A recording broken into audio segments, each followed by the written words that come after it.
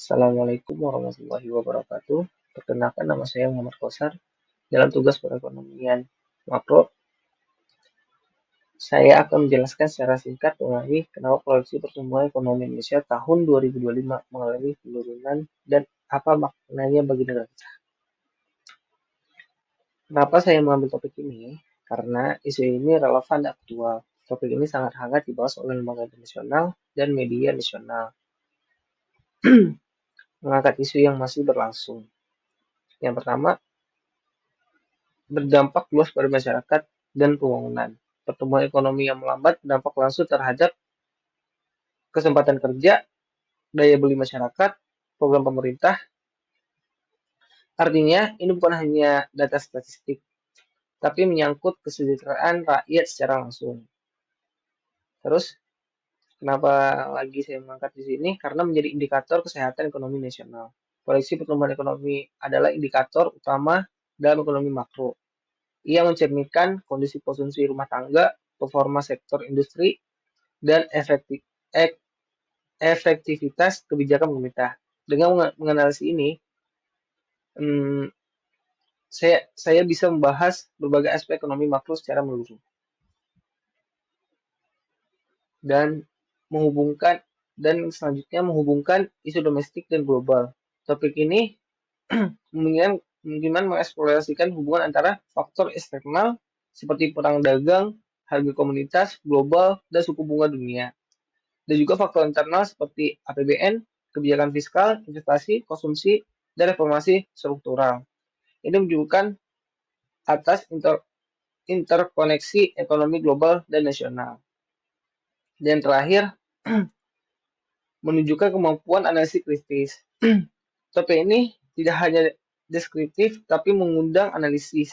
Mengapa pertumbuhan melambat? Siapa yang terdampak? Dan apa solusi kebijakannya? Ini memberi saya maaf. Ini memberi saya ruang untuk berpikir kritis, memberikan solusi berbasis data dan kebijakan, dan membangun argumen akademik yang kuat. Dan selanjutnya, why nomor 1, mengapa proyeksi pertumbuhan ekonomi Indonesia tahun 2025 turun? Karena terjadinya pelambatan aktivitas ekonomi, baik dari sisi konsumsi rumah tangga, investasi, maupun ekspor. Oke, selanjutnya, mengapa terjadi pelambatan konsumsi, investasi, dan ekspor? Ya, karena ada tekanan dari lingkungan global seperti pelambatan ekonomi dunia dan ketidakpastian geopolitik serta kondisi fiskal dan struktural dalam negeri yang belum kondusif. Dan yang ketiga,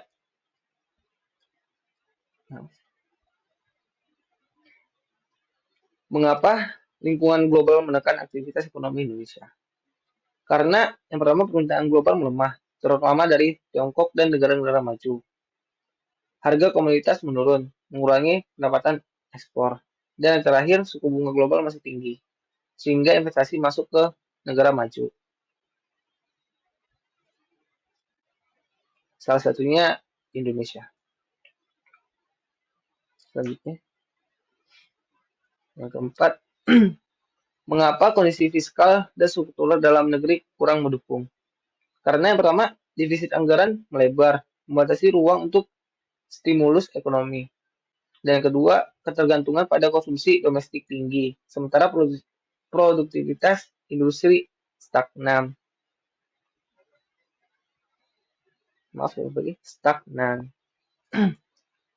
Yang ketiga, reformasi struktural belum optimal, seperti sektor ketenaga kerjaan dan perizinan usaha.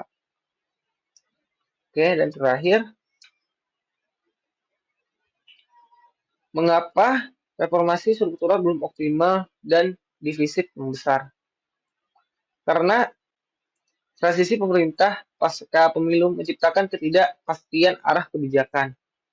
Beban belanja subsidi, bansos, dan proyek strategis nasional masih besar, tapi belum diimbangi dengan pendapatan pajak yang optimal. Dan kurangnya sinkronisasi sinkronisasi antara kebijakan pusat dan daerah dalam mendukung iklim usaha. Oke. Jadi kesimpulan dari 5 Y tersebut dan juga topik saya itu adalah penurunan proyeksi pertumbuhan ekonomi Indonesia pada tahun 2025 mencerminkan tentang serius yang dihadapi baik dari sisi global maupun domestik.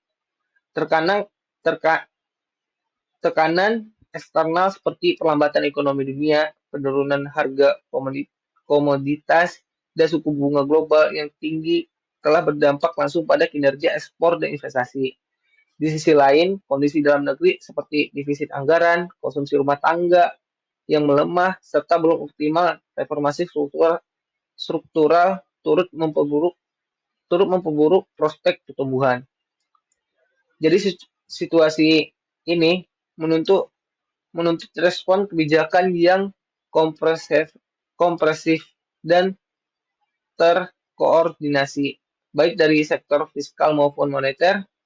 Pemerintah perlu mempercepat reformasi struktural, meningkatkan efisien belanja negara, serta mendorong iklim usaha dan investasi yang lebih kompetitif. Jika tidak ditangani dengan cepat, perlambatan ini bisa berdampak lebih luas pada kesejahteraan masyarakat, pencipta lapangan kerja, dan stabilitas ekonomi. Mungkin sekian dari presentasi saya. Saya akhiri.